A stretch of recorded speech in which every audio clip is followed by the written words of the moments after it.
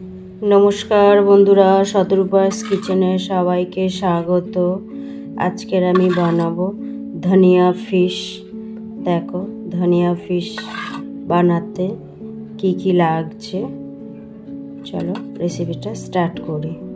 देखो नुन हलुद दिए आमी फिशटाके मैरिनेट करे रेखेछि।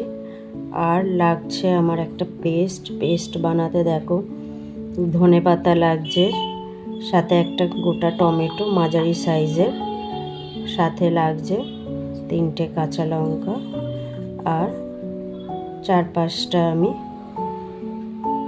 रसुनेर कोया निয়েছি। নিয়ে এটাকে আমি একটা পেস্ট বানিয়ে নেব। আর দেখো আমি এটা ফ্রাই প্যান নিয়েছি। ফ্রাই প্যানে আমি তেল দিয়ে দিলাম। তেলটা গরম হোক, তারপরে আমি মাছটা ভাজবো। দেখো তেল গরম হয়ে গেছে। এবার আমি একে একে মাছটা দিয়ে ভেজে নেব। এক পিঠ হোক, তারপর আরেক পিঠটাকে আমি উল্টে দেবো। দেখো এক পিঠ হয়ে গেছে, আরেক পিঠটাকে আমি উল্টে দিলাম। দেখো মাছটা আমার ভাজা হয়ে গেছে। এবার আমি মাছটাকে তুলে নেব। মাছটাকে তুলে নিই। এবার এই তেলের মধ্যেই দেখো আমি একটা শুকনো লঙ্কা আর একটুখানি কালো জিরে ফোড়ন দেব আমি।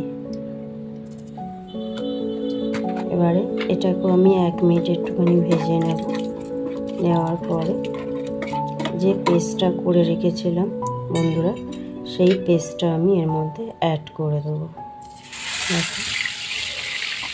পেস্টটাকে দিয়ে ভালো করে পেস্টটাকে কষিয়ে নেব নেড়ে চেড়ে। যেহেতু এর মধ্যে ধনেপাতা আছে, ধনেপাতা যেহেতু শাক জাতীয় জিনিস, তাই এটা একটুখানি জল ছাড়বে, কষতেও একটু টাইম লাগবে, তাই টাইম হাতে নিয়ে কষবে। দেখো আমি গুঁড়ো মশলাগুলো অ্যাড করলাম। হলুদ গুঁড়ো, লঙ্কার গুঁড়ো, জিরে গুঁড়ো, ধনে গুঁড়ো দিয়ে এর মধ্যে এবার একটু সামান্য নুন দেব। দিয়ে ভালো করে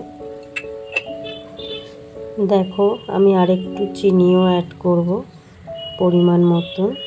একটু চিনি দিয়ে এবার ভালো করে মশলাগুলোকে মিশিয়ে নেব। ভালো করে নেড়ে চেড়ে ভাজবো। বারবার নেড়ে চেড়ে ভাজবো যাতে তলায় না লেগে যায়। ভালো করে নেড়ে চেড়ে ভেজে নিই। দেখো অলমোস্ট আমার কষানো হয়ে গেছে। দেখো আবারও আমি একটু নেড়ে চেড়ে নেব। আরেকটু নেড়ে ভালো করে আরেকটু কষিয়ে নেব। তেল তো ছেড়ে গেছে, আরও একটু নেড়ে কষিয়ে নেব। নেওয়ার পরে এর মধ্যে এবার আমি অল্প করে একটু মিক্সি দেওয়ার জল অ্যাড করে দেবো। আবারও আমি একটু নাড়াচাড়া করছি। নাড়াচাড়া করে নিয়ে এবার মিক্সি দেওয়ার জলটা আমি অ্যাড করলাম। পরিমাণ মতন, বেশি আমি তো এটা গ্রেভি রাখবো না, যাতে মাখা মাখা থাকবে, সেই জন্য আমি একদমই অল্প পরিমাণে একটু মিক্সিতে, যেহেতু অনেকটা পেস্ট লেগে থাকে, তাই মিক্সি দেওয়ার জলটা আমি অ্যাড করি। দেখো ঝোলটা ফুটছে। এবার আমি মাছগুলোকে দিয়ে একটু ফুটিয়ে নেব। মাছটাকে এপিট ওপিট করে দেবো যাতে মশলাটা মাছের গায়ে লাগে। দেখো অলমোস্ট আমার সুন্দর করে কষানো হয়ে গেছে। ফুটে ঠিক এইরকম হয়ে যাবে কষানোটা, জলটা শুকিয়ে এরকম হয়ে যাবে। দেখো আমার হয়ে গেছে, রেসিপিটা ডান। আমি এবার সার্ভ করে নিচ্ছি।